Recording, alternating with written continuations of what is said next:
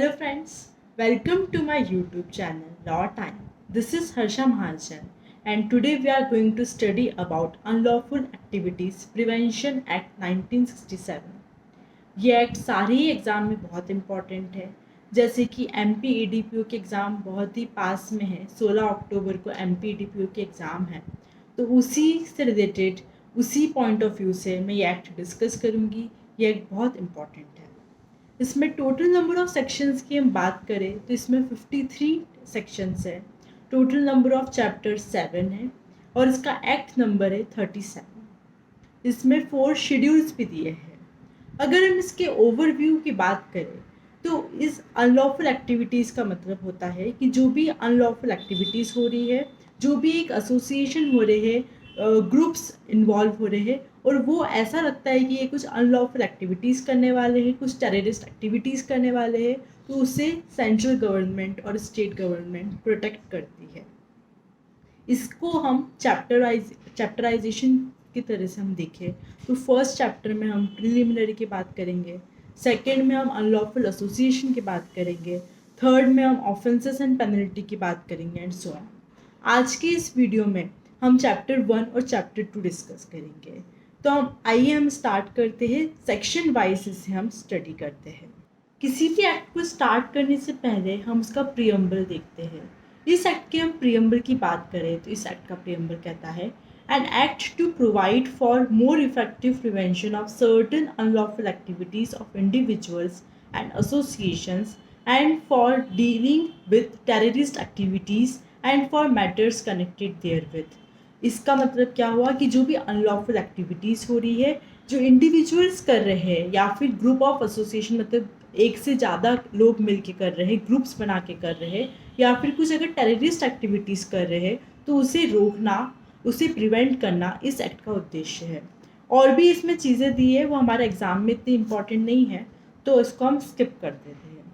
फिर सबसे पहले हमको इसकी एक डेट देखनी है, एसेंट डेट देखनी है। एसेंट डेट है 30 दिसंबर 1967। इसकी डेट सिर्फ एक ही डेट है, केम इनटू फोर्स की डेट नहीं है। Chapter 1 preliminary. चैप्टर 1 प्रिलिमिनरी में हमको सिर्फ यही देखना है, डेट देखना है और इसका जो एक्सटेंड है वो ऑल ओवर इंडिया पर होता है। बाकी इन्होंने जो बोला है वो जो आईपीसी में जैसे कि बताया है, आउटसाइड इंडिया मतलब जो एनआरआई भी अगर कर रहे हैं, सिटीजन ऑफ इंडिया आउटसाइड भी इंडिया कर रहे हैं, तो वो भी इस एक्ट में क्या होंगे, लायबल होंगे। फिर सेक्शन 2 डेफिनेशंस। डेफिनेशंस हम सिर्फ इम्पॉर्टेंट डेफिनेशंस डिस्कस करेंगे। सबसे पहले है 2A में एसोसिएशन। एसोसिएशन मतलब कि इंडिविजुअल या फिर बॉडी ऑफ इंडिविजुअल। फिर बाकी हम स्किप कर देते हैं। 2D में है कोर्ट। कोर्ट में इन्होंने बताया कि जो भी क्रिमिनल कोर्ट है जिसके पास जुरिस्डिक्शन है to try offences under this act and include special court. Special court फिर इसमें इंक्लूड होती है जो कि एनआईए में फॉर्म कर रहे हैं। और फिर है 2E में है डेजिग्नेटेड अथॉरिटी। डेजिग्नेटेड अथॉरिटी में क्या इन्होंने बोला है कि अगर सेंट्रल गवर्नमेंट का है तो जॉइंट सेक्रेटरी और स्टेट गवर्नमेंट का है तो सेक्रेटरी ऑफ दैट गवर्नमेंट। फिर ई है इकोनॉमिक सिक्योरिटी। इकोनॉमिक सिक्योरिटी कहता है कि फाइनेंशियल एंड मॉनेटरी और फिजिकल स्टेबिलिटी, पैसों से रिलेटेड बात कर रही है, of means of production and distribution, food security, livelihood security, energy security, ecological economical security. सारे ही टाइप के हम क्या इकोनॉमिक पैसों से रिलेटेड हम सिक्योरिटी की यहाँ पे बात कर रहे हैं EA में। ये कौन सा अमेंडमेंट से ऐड हुआ है, तो ये 2013 के अमेंडमेंट से ऐड हुआ है, इसलिए ये EA है। फिर EB में कहते हैं ऑर्डर। ऑर्डर में क्या आ जाएगा अपना, prevention and suppression of terrorism, implementation of security council resolution order 2007 from may be amended from time to time. इसका जो एक्ट है इसको टाइम टू टाइम अमेंड करेंगे तो ये एक्ट का नाम भी एग्जाम में पूछा जा सकता है। फिर है EC में है पर्सन। पर्सन में इन्होंने बताया इंडिविजुअल आएगा, फर्म आएगा, एसोसिएशन आएगा, और कौन आएगा, ऑर्गेनाइजेशन आएगा जो कि कॉरपोरेट हो कि नहीं हो, आर्टिफिशियल जुडिशियल पर्सन आएगा और एजेंसी आएगी। ये 6 चीज़ें उन्होंने पर्सन में बताई है। ये भी 2013 के अमेंडमेंट से ऐड किया गया है। फिर F प्रिस्क्राइब्ड, इतना इंपॉर्टेंट नहीं है। Proceeds of terrorism. Proceeds of terrorism कहता है 2G में, इसमें कहते हैं कि जो भी हम टेररिज्म के लिए जो भी हम पैसे कमाते हैं, टेररिस्ट एक्टिविटी से जो भी हम पैसे अर्न करते हैं, वो किसी के भी नाम पर हो, वो जो भी प्रॉपर्टीज़ है, जो भी हम चीज़ें यूज़ कर रहे हैं, वो सब क्या आ जाएगी, प्रोसीड्स ऑफ टेररिज्म में आ जाएगी। फिर है प्रॉपर्टी।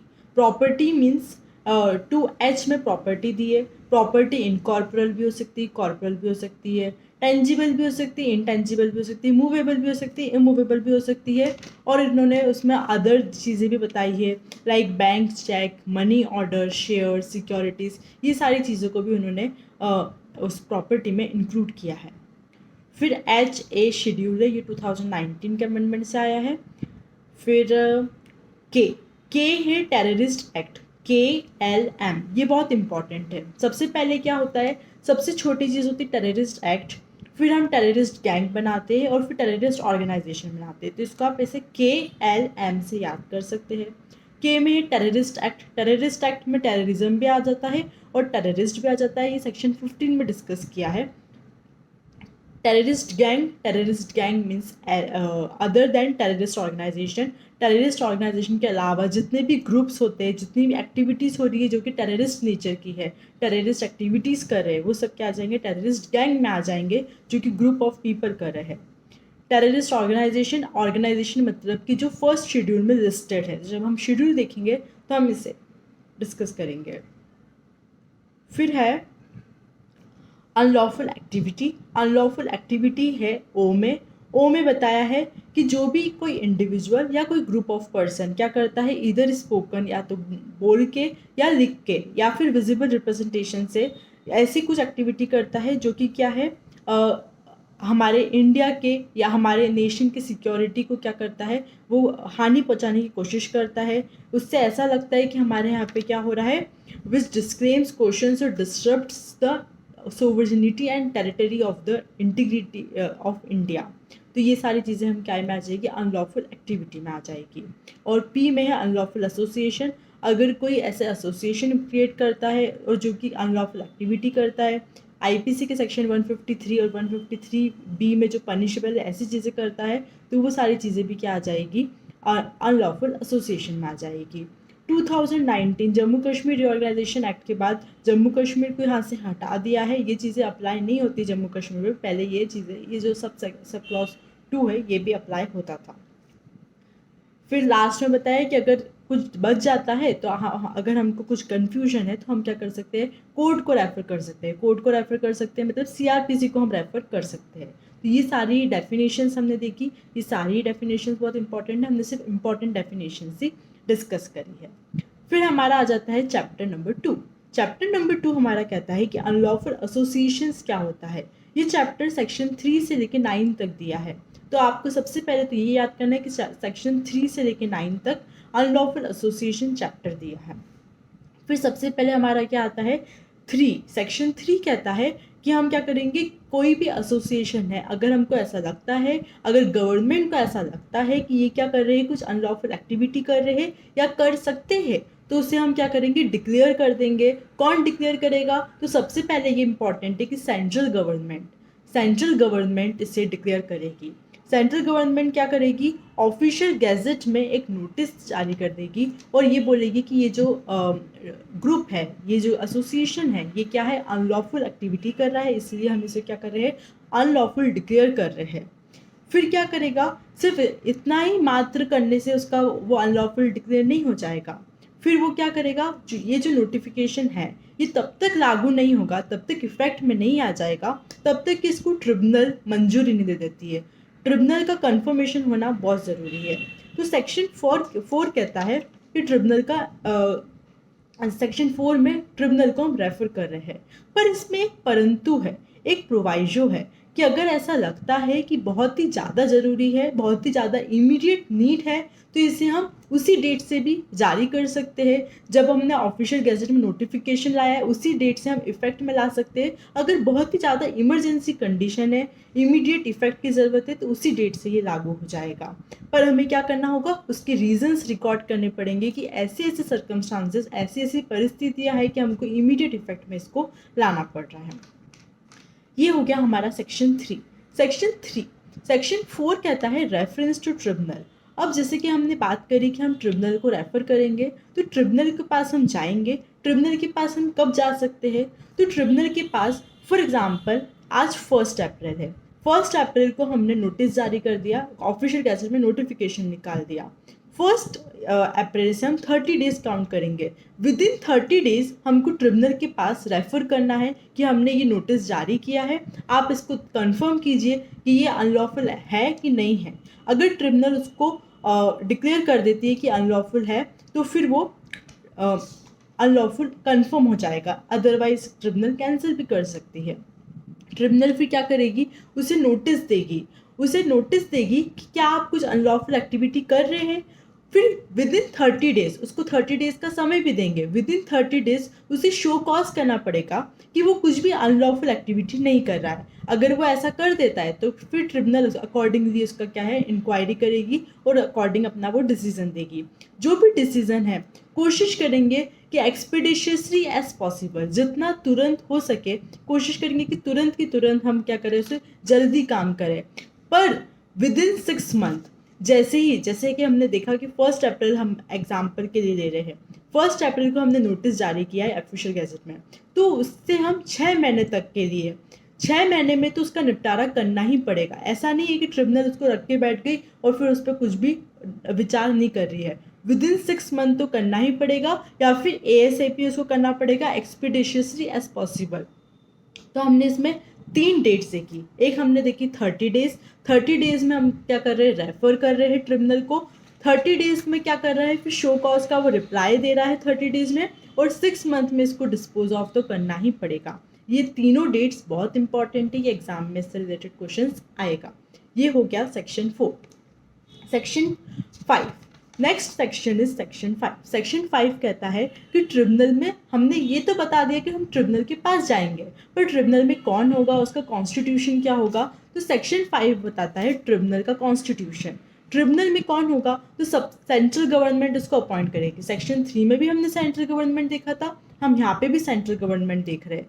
सेक्शन 5 में सेंट्रल गवर्नमेंट क्या कर रही है, ट्रिब्यूनल अपॉइंट कर रही है, और इसको क्या बोल रहे हैं, अनलॉफुल एक्टिविटीज प्रिवेंशन ट्रिब्यूनल इसका नाम है, unlawful activities prevention tribunal, consisting of 1 person. इसमें 1 पर्सन होगा, और वो 1 पर्सन कौन होगा, वो हाई कोर्ट का जज होना चाहिए।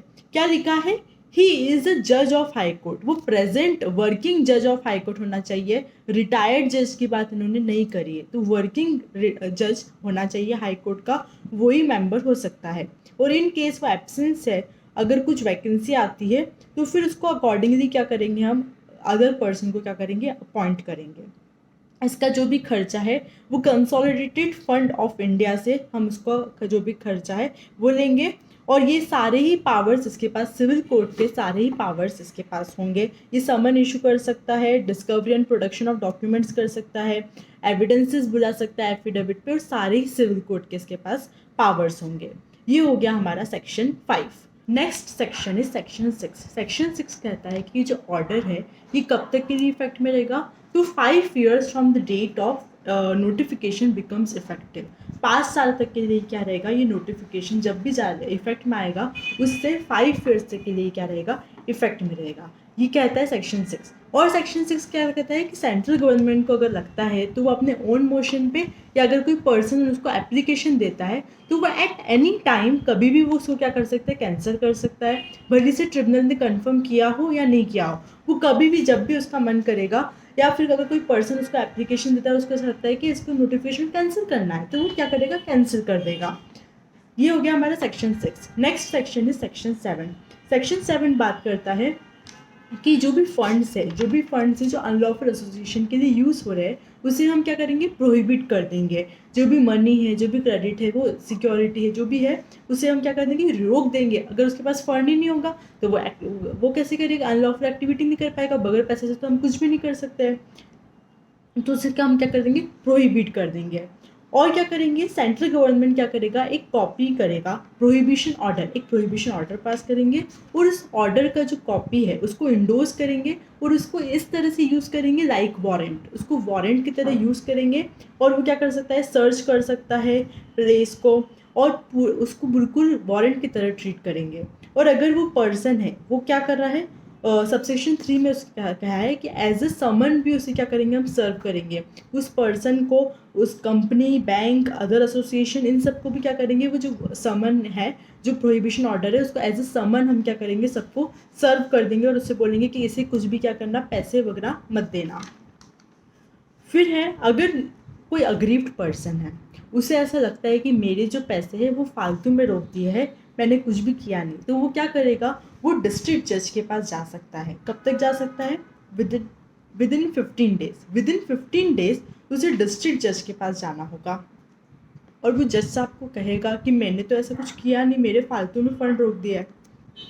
तो ये 15 डेज में डिस्ट्रिक्ट जज के पास जाएगा। फिर है सेक्शन 8 है power to notify places used for the purposes of unlawful association. अब जहाँ पे ये एक जगह है, उस जगह में ये काम कर रहे हैं, तो उस जगह को हम क्या कर देंगे, प्रोहिबिट कर देंगे, वो काम ही नहीं कर पाएगा, उस जगह को ही हमने बैन कर दिया। तो जो भी जगह है, जगह से इनका तात्पर्य है हाउस, बिल्डिंग, टेंट, वेसल या फिर कोई भी उसका पार्ट, उस चीज़ को हमने क्या कर दिया है, सेंट्रल गवर्नमेंट नोटिफाई कर देगा कि इस डेट से ये जो प्लेस है ये क्या हो गई है, अनलॉफुल हो गई है और यहाँ पे कोई भी क्या करेगा, एंटर नहीं करेगा। फिर सबसेक्शन 2 कहता है कि डीएम, डिस्ट्रिक्ट मजिस्ट्रेट क्या करेगा, सारी ही एक लिस्ट बनाएगा, जो भी हाँ उस प्लेस से जो भी प्रॉपर्टीज़ मिलेगी, मूवेबल इमूवेबल जो भी प्रॉपर्टीज़ मिलेगी, जो भी मूवेबल प्रॉपर्टीज़ मिलेगी, उसका क्या करेंगे, हम सारी लिस्ट बनाएंगे, उसमें से हम 2 चीज़ें माइनस कर देंगे, जो कि ट्रिवियल है, जो कि बहुत ही तुच्छ है, जो बिल्कुल काम की चीज़ें नहीं, उनको हम माइनस कर देंगे, और जो एसेंशियल चीज़ें हैं, वियरिंग एप्रल्स है, बेड है, जो भी फूड है, ये सब सारी चीज़ें एसेंशियल्स है, उनको हम रहने देंगे, बाकी हम सारी चीज़ों को क्या है, एक पूरा लिस्ट बनाएंगे।